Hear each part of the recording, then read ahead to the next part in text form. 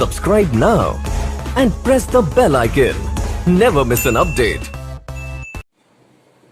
Welcome बच्चों, मैं आपका फिजिक्स टीचर प्रवीण सक्सेना। आज का जो हमारा लेक्चर है वो लेक्चर है इलेक्ट्रिक फील्ड के ऊपर। नाउ स्टार्ट करते हैं इलेक्ट्रिक फील्ड के बारे में। इलेक्ट्रिक फील्ड तो सिंपल बताता हूं। कोई एक सोर्स चार्ज है, यहां रखा हुआ है किसी पॉइंट पर। इसने क्या किया, अपने चारों तरफ एक रेंज बनाई। इसने क्या किया, बेसिकली अपने चारों तरफ एक रेंज बनाई, ठीक है ये। और इस रेंज के अंदर कोई भी दूसरा अगर मैं टेस्ट चार्ज लेके आता हूं, यहां पर अगर टेस्ट चार्ज है तो इसके ऊपर कोई फर्क नहीं पड़ेगा। मतलब कि ये अपनी फील्ड लाइन बना रहा होगा, फोर्स बना रहा होगा, है ना, तो इसके ऊपर कोई फर्क नहीं पड़ेगा। लेकिन जैसे जैसे वो इसके पास आता जाएगा तो इसके ऊपर क्या होगा, एक फोर्स एक्सपीरियंस होना स्टार्ट हो जाता है, ठीक है। तो इसको एक एग्जांपल से समझते हैं, कहानी से। फॉर एग्जांपल तरीके की कहानी समझते हैं। एक स्पाइडर है,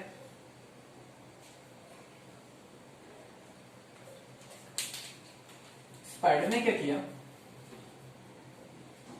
एक जाला बनाया। एक गुफा के सामने उसने क्या किया, एक जाला बना दिया बहुत थिन सा, और एक रेशा लेकर के स्पाइडर यहां पर कहीं बैठ गया, ठीक। अब क्या होता है जी, एक इंसेक्ट आता है। इंसेक्ट बोले तो स्पाइडर का शिकार है। जब वो यहां पर होता है इंसेक्ट, क्या इस स्पाइडर को पता चलेगा इंसेक्ट कहां है? नहीं। वो इंसेक्ट यहां पर आ गया तो भी पता नहीं चलेगा। लेकिन जैसे ही वो इंसेक्ट यहां से यहां आ जाता है तो जाले में आते के साथ ही क्या होता है, वो फंस जाता है। जैसे ही जाले में आके फंसा तो स्पाइडर को पता चल जाता है कि भाई शिकार आ गया, कर लो। तो ये क्या करता है, अपने रेशेस को लपेटता है, लपेटते लपेटते लपेटते लपेटते उसको खा जाता है। कहानी खत्म। अब इस कहानी से क्या पता चला? इस कहानी से ये पता चला, इस कहानी से ये पता चला कि जब तक वो इंसेक्ट इस जाले के बाहर था इसको पता ही नहीं चल रहा। बेसिकली इसने क्या किया, रेशे को लपेटा, मतलब फोर्स लगाया, तो ये फोर्स लगा ही नहीं रहा था। लेकिन जैसे ही इंसेक्ट जाले के अंदर आया, इसकी रेंज में आया, इसको इंफॉर्मेशन मिल गई, इसको इंफॉर्मेशन मिल गई। और क्या इंफॉर्मेशन मिली? शिकार आ गया, कर लो। इसने क्या किया, फोर्स लगाया। तो बेसिकली फोर्स किसकी वजह से लगाया इसने? ये जाले के रेशेस की वजह से लगाया। तो जाले का रेशा लाइक इलेक्ट्रिक फील्ड, ये इंफॉर्मेशन दी किसने? एक जाले ने। जाला इज लाइक इलेक्ट्रिक फील्ड। तो इलेक्ट्रिक फील्ड ने क्या किया, इंफॉर्मेशन दी। किसको इंफॉर्मेशन दी? इस स्पाइडर को इंफॉर्मेशन दी। और इस इलेक्ट्रिक फील्ड की हेल्प से क्या किया इसने? फोर्स लगाया और उसको खा लिया। कहानी खत्म। कहानी खत्म। अब ऐसे ही अर्थ होती है। अर्थ के अगर कोई ग्रेविटेशन फील्ड की कोई बाहर बॉडी होती है, क्या अर्थ उसको अट्रैक्ट कर पाती है? नहीं खींच पाती है ना। फोर्स तो लगा रही होगी लेकिन वो उसकी रेंज के बाहर होता है तो वो वीक फोर्स हो जाता है, ठीक। तो जैसे ही वो उसकी रेंज में आता है, ग्रेविटेशन फील्ड की रेंज में आता है, फॉर एग्जांपल ये एक अर्थ है और ये इसकी ग्रेविटेशन फील्ड है, ये। अब कोई ऑब्जेक्ट को मैं फेंकता हूं, यहां तक आता है, यहां निकल तो वापस गिर जाता है अर्थ पे, सरफेस पे। मैंने और तेजी से देखो, यहां तक आया, फिर वो गिर गया। मैंने और तेजी से देखो, यहां तक आया, फिर वो गिर गया। लेकिन जैसे ही मैंने और स्पीड दी और वो इसकी ग्रेविटेशन फील्ड को क्रॉस कर गया, फिर वो क्या करता है, क्या वापस आ पाता है? नहीं। फिर वो ऐसे घूमता रहता है, या आगे चला जाता है, या तो वो आगे चला जाएगा, ज्यादा स्पीड होगी, या तो वो ऐसे करके घूमता रहेगा। क्या वो अर्थ के पास वापस गिर पाता है? नहीं। तो यानी अर्थ के चारों तरफ भी एक एरिया है कि जहां तक वो एरिया अर्थ क्या कर सकती है, उस बॉडी को फोर्स लगा के अपनी तरफ अट्रैक्ट कर सकती है। लेकिन जैसे ही वो बॉडी उस एरिया के बाहर निकल गई तो अर्थ की फोर्स लगाने की जो कैपेसिटी होती है वो क्या होती है, कम हो जाती है, और वो फोर्स उस पर नहीं लगा पाती इतना कि जितना वो उसको खींच पाए, है ना। तो उस रेंज को हमने वो क्या नाम दिया था, ग्रेविटेशनल फील्ड। वैसे ही यहां पर भी, वैसे ही यहां पर भी, ठीक है। जाले यहां पर भी क्या हुआ, एक फोर्स चार्ज है कोई, इसने भी अपने चारों तरफ क्या किया, एक रेंज बना ली। इसने भी चारों तरफ क्या किया, रेंज बना ली और वो क्या करता है, फोर्स लगाता है। मान लो यहाँ पर कोई चार्ज है Q0, फोर्स तो लगा रहा होगा लेकिन बहुत वीक फोर्स होगा तो पता नहीं चलेगा। खैर उस फोर्स को हम लोग नेग्लेक्ट कर देते हैं। इसके ऊपर फोर्स एक्सपीरियंस कब होगा, तो देखो क्या होगा, जैसे वो यहाँ आया, जैसे वो यहाँ पर आ जाता है तो ये क्या करेगा, फोर्स लगाएगा और फोर्स लगाने के बाद इसके ऊपर क्या पता चलेगा, इसको पता चलेगा कि यहाँ पर मेरे ऊपर एक फोर्स एक्सपीरियंस हो रहा है। ठीक है, इसे बेसिकली बोलते हैं टेस्ट चार्ज। टेस्ट चार्ज का मतलब क्या होता है कि इसकी वैल्यू क्या होती है, वेरी स्मॉल होती है। मतलब इसके ऊपर तो हम फोर्स लगा सकते हैं लेकिन इसकी इतनी कोई औकात नहीं होती कि ये किसी और चीज के ऊपर फोर्स एक्सपीरियंस करा पाए अपना। इसके ऊपर तो हम सब फोर्स लगाएंगे, एक्सपीरियंस करेंगे, प्रैक्टिकली करेंगे, लेकिन इसकी कोई वैल्यू इतनी ज्यादा नहीं होती जो ये क्या कर पाए, दूसरी बॉडी पर फोर्स लगा पाए। तो बेसिकली इसको हम लोग प्रैक्टिकल यूज के लिए यूज करते हैं। That is known as test charge. बहुत छोटी अमाउंट होती है। ठीक है, तो जैसे इसके ऊपर फोर्स एक्सपीरियंस कराते हैं, ये तो करा देगा, क्या ये करा पाएगा इसको फोर्स एक्सपीरियंस? नहीं करा पाएगा ना। तो इसीलिए हम लोग क्या बोलते हैं, इसको टेस्ट चार्ज बोलते हैं। तो इस सोर्स चार्ज के चारों तरफ का वो रीजन जहां तक वो किसी भी चार्ज के ऊपर या किसी भी चार्ज पार्टिकल के ऊपर फोर्स लगा पाए, अपना एक्सपीरियंस करा पाए, that is known as electric field. Clear हुआ? तो डेफिनेशन लिख लो फटाफट से। The space around the source charge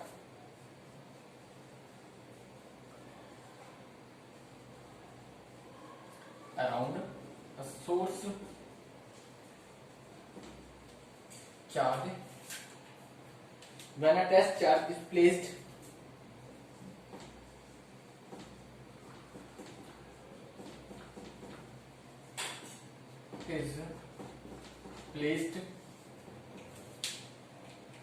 near to it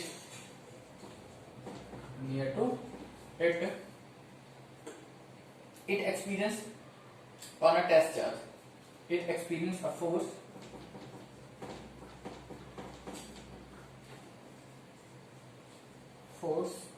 on test charge। ठीक है, ये चीज होती है। तो यहां पर कोई दिक्कत आपको? यहां पर कोई दिक्कत नहीं है। तो वही चीज अगर हम थोड़ा सा डायग्राम बना दें इसको, इस तरीके से बात करते हैं हम लोग। ये कोई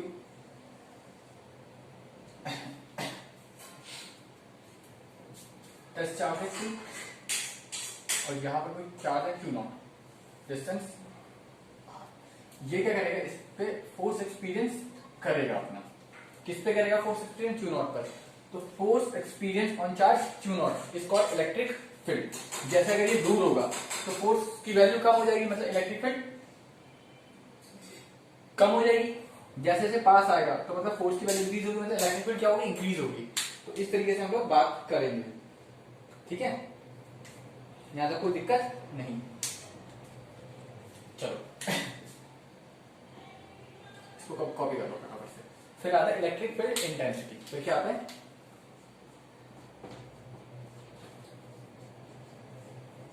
इंटेंसिटी। इसको ई से रिप्रेजेंट करते हैं, वेक्टर क्वांटिटी होती है उसी। ठीक है, तो इसका मतलब क्या होता है, देखो electric field intensity at a point, electric field intensity at a point, field intensity at a point is defined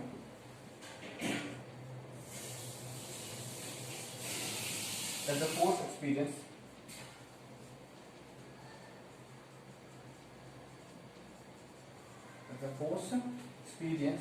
by a unit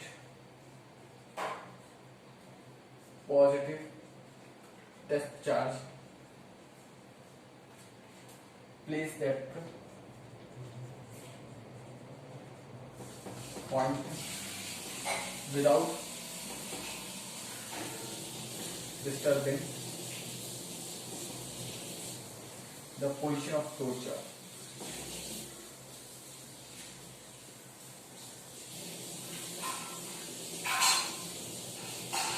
position of source charge.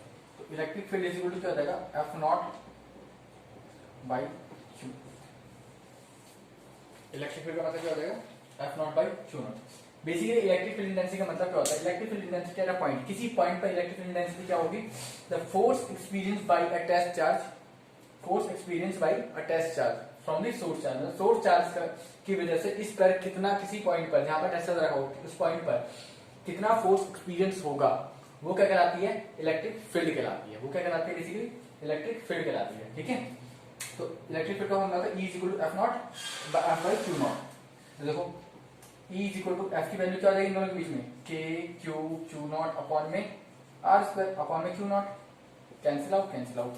तो इलेक्ट्रिक फील्ड का फॉर्मूला क्या आ गया, K Q by R square, K Q by R square. और ये कैसी quantity होती है बेटा, it is a vector quantity. कैसी क्वांटिटी होती है, वेक्टर क्वांटिटी होती है। क्यों, क्योंकि force is a vector quantity, तो फोर्स के ऊपर डिपेंड कर रही है। E equal to F by Q not ना, तो force is vector quantity, that is the reason of, ये भी वेक्टर क्वांटिटी होती है और इसकी भी डायरेक्शन होती है। ठीक है, जो कि हम प्रैक्टिकल उसमें पढ़ेंगे। ठीक है, इसकी प्रॉपर्टीज में ऐसा यूनिट क्या होती है बेटा, देखो फोर्स क्या होती है, न्यूटन पर कूलम, न्यूटन पर कूलम। इसकी डायमेंशन क्या होगी जरा बता दो मेरे को, फटाफट निकालो। फोर्स की क्या होती है, mlt माइनस 2 अपॉन में कूलम की क्या होती है, q equal to I T A into D, है ना। तो फटाफट देखो कितनी होती है इसकी डायमेंशन, जल्दी बताओ कितनी होगी इसकी dimension, ml t minus 3 a minus 1, ml t minus 3 a minus 1, ये इसकी डायमेंशन होगी। ठीक, जल्दी से कॉपी कर लो इसको फटाफट से।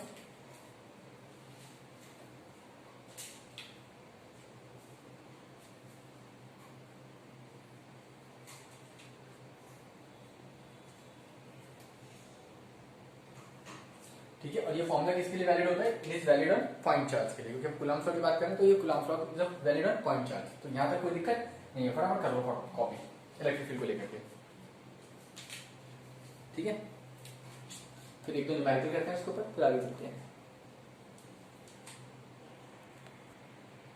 तो ये क्वेश्चन है, आपको इक्विलिब्रियम ट्रायंगल दिया हुआ है, 2 microcoulomb charge, 3 microcoulomb charge, 1 centimetre 1 centimetre 1 centimetre. Find the net electric field at point C. इस पर आपको नेट इलेक्ट्रिक फील्ड निकालनी है। कोई बात नहीं जी, करते हैं। देखो electric field is a vector quantity, तो इसके क्रॉस मान लो इलेक्ट्रिक फील्ड डायरेक्शन क्या होगी, ये मान लो यहाँ पे यूनिट पॉजिटिव चार्ज रख दिया। ठीक, इसके क्रॉस इलेक्ट्रिक फील्ड डायरेक्शन क्या होगी, ये E2 होगी और ये E1 ये। तो रिजल्टेंट क्या बनेगा बेटा, ऊपर बनेगा। रिजल्टेंट क्या बनेगा, ऊपर की डायरेक्शन बनेगी ना, लगा दो। पैरेललोग्राम लो वेक्टर एडिशन, जाएंगे कितना 60। तो क्या हो जाएगा, रिजल्टेंट का फॉर्मूला डायरेक्टली बता दो, E net is equal to क्या हो जाएगा, E1 का स्क्वायर प्लस E2 का square plus 2E1 E2 cos of 60 degree. अब क्या आप E1 E2 की वैल्यू निकाल सकते हो, E1 is equal to K Q by R1 का स्क्वायर। तो K कितना 9 into 10 to the power 9 into Q is what 2 microcoulomb, 2 into 10 to the power minus का 6 माइक्रोकूलम का मतलब 10 to the power -6 coulomb upon 1 centimetre मतलब 1 into 10 to the power -2 का whole square. Solve it, 9 into 10 to the power 9 में 6 या 3 into 2 10 to the power minus का 4, ऊपर जाएगा तो 9 18 into 10 to the power minus का प्लस का 7 न्यूटन पर कूलम। ये E1 आ गया। सिमिलरली आप E2 भी निकाल लो ऐसे। अब E2 कितना आ जाएगा, देखो 9 into 10 to the power 9 into 3 into 10 to the power -6 upon में 1 इंटू 10 टू द पावर -2 का होल स्क्वायर। देन सॉल्व करो, 27 into 10 to the power 7 newton पर कूलम आ जाएगा। ये वाली वैल्यू यहाँ पर पुट कर दो, सॉल्व कर दो, E1 नेट की वैल्यू सॉल्व कर देना आ जाएगी। जल्दी से कर लो फटाफट से इसको, ठीक है, मैं छोड़ रहा हूँ। तो 12th क्लास का स्टूडेंट इतना आता होगा आप लोगों को, ठीक है। तो देखो पहला क्वेश्चन है, how many electron should be remove from the coin of mass 1.6 ग्राम। मतलब मैं कितने इलेक्ट्रॉन निकाल दूं कॉइन में जिसका मास है 1.6 gram. So mass just float in an electric field 10 to the power 4 newton पर coulomb directly upward like this. This is a coin और ये इलेक्ट्रिक फील्ड कैसे जा रही है, ऊपर जा रही है। तो कितना इलेक्ट्रॉन का मास निकाल दूं जो कि ये नीचे की तरफ फ्लोट करना स्टार्ट कर देंगे, तो उसके ऊपर तैरना स्टार्ट कर देंगे। मतलब इलेक्ट्रिक फील्ड का जो फोर्स होगा, एनर्जी फोर्स होगा, वो क्या होता है, इक्विलिब्रियम में आ जाए। किसमें आ जाए, इक्विलिब्रियम में आ जाए।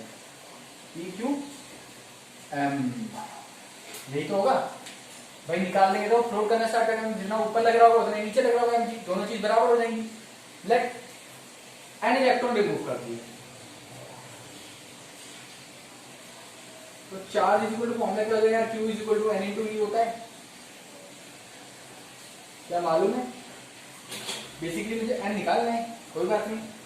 और F is equal to formula क्या होता है, याद है? Q इंटू E होता है, और F इज इक्वल टू क्या होता है, M इंटू G होता है। यानी कि इसका फोर्स क्या होना चाहिए, बराबर होना चाहिए, कोई बात नहीं। देख M इंटू G बराबर Q इंटू E, हमें वो N इलेक्ट्रॉन निकाल देंगे तभी तो ये दोनों बराबर आएंगे। तो Q का मतलब क्या होता है, N इंटू E।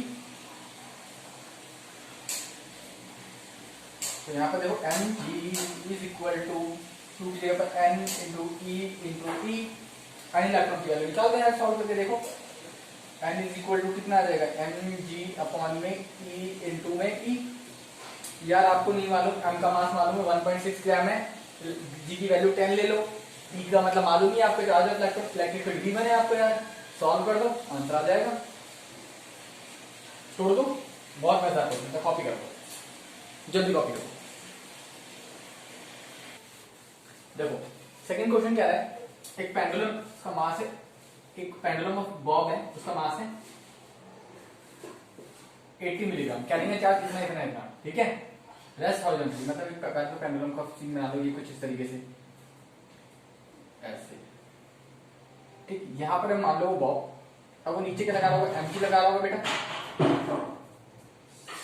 ठीक है। अगर वो नीचे एमजी लगा रहा होगा तो मालूम है टेंशन इधर लग रहा होगा, और इलेक्ट्रिक फील्ड कैसे बह रही है, हॉरिजॉन्टली। इलेक्ट्रिक फील्ड अगर ऐसे बह रही है तो इधर वाला जो फोर्स लग रहा होगा क्या लग रहा होगा, Q इंटू E लगा होगा, और टेंशन ये रिजल्टेंट।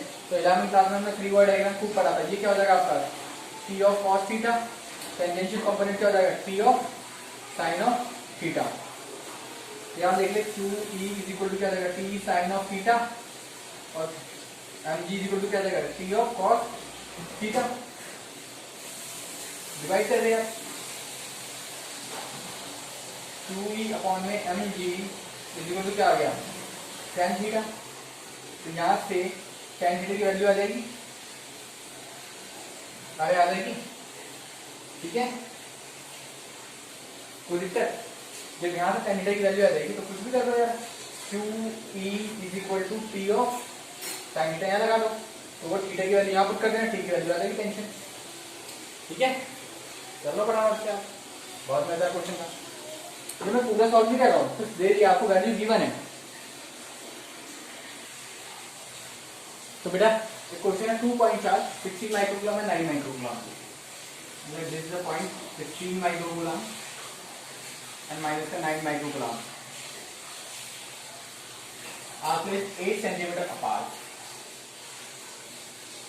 आप ले 8 सेंटीमीटर अपार्ट। अभी बताने कि इन दोनों की वजह से कहां पर नेट इलेक्ट्रिक फील्ड जीरो होगी। Late this is the point. मैंने एक चीज बताई थी कि अगर पॉजिटिव नेगेटिव चार्ज होगा तो कहीं ना कहीं बीच में ही नेगेटिव इलेक्ट्रिक फील्ड जीरो होगी, ठीक है। अब बीच में कहीं इलेक्ट्रिक फील्ड जीरो होगी तो कहां पर होगी, जहां पर चार्ज छोटा होगा उसके nearby electric field zero होगी, ठीक है। Let this is the point P where electric field zero. तो यहां से अगर डिस्टेंस अगर x मान ली तो ये कितना आ जाएगा 8 माइनस ऑफ x सेंटीमीटर जो भी है, ठीक है। अब इस पॉइंट पर is equal to this point electric field zero. आपको ये पॉइंट की वैल्यू निकालनी है, सोचो कैसे करोगे आप लोग। 2 मिनट का टाइम दे रहा हूं, जल्दी करो, जल्दी सोचो। चलो करते हैं सॉल्व, ठीक है। Let this is electric field, तो इसके पास इलेक्ट्रिक फील्ड डायरेक्शन E1 ऐसे होगी और इसके पास इलेक्ट्रिक फील्ड डायरेक्शन इधर होगी, ठीक है। जैसे आ रहे होंगे ना, तो इधर वाली चीज को positive we can take negative. तो यानी कि इन इस पॉइंट पर E1 प्लस E2 is equal to what, 0। E1 की वैल्यू कितनी हो जाएगी जरा बताओ, K, Q को कितना लिख लेता हूँ 16 माइक्रोकूलम में भी रहने देते हैं, अपॉन में x स्क्वायर प्लस, देखिए डायरेक्शन इधर है तो क्या हो जाएगा माइनस K इंटू में 9 अपॉन में 8 माइनस एक्स का whole square is equal to 0, ठीक है। डायरेक्शन की वजह से आया माइनस साइन, ठीक है, माइनस की वजह से नहीं आया। तो 16k अपॉन में X square is equal to 9k upon में 8 माइनस एक्स का होल स्क्वायर, ठीक है। ये फिर k कट गया, इसको ले जाओ, उसको ले जाओ, ये हो जाएगा देखो 16 8 माइनस एक्स का whole square is equal to 9x square. जब सॉल्व करेंगे तो ये हो जाएगा 4 8 माइनस एक्स का पूरे का whole square is equal to 3x का पूरे का होल स्क्वायर। ये कट गया है ना, तो ये हो जाएगा 4 of 8 minus x is equal to 3. 32 minus का 12 x is equal to 3. तो ये उधर जाएगा तो कितना जाएगा, ये इधर आएगा 32 माइनस कितना आ जाएगा 29 है ना, और इज इक्वल टू 12 तो x इज इक्वल टू कितना जाएगा 29 अपॉन में 12. तो आगे शॉप इज 6 5 0 12 चौक 48 2.4 सेंटीमीटर के आसपास इलेक्ट्रिसिटी वैल्यू हो जाएगी, 0 जाएगी.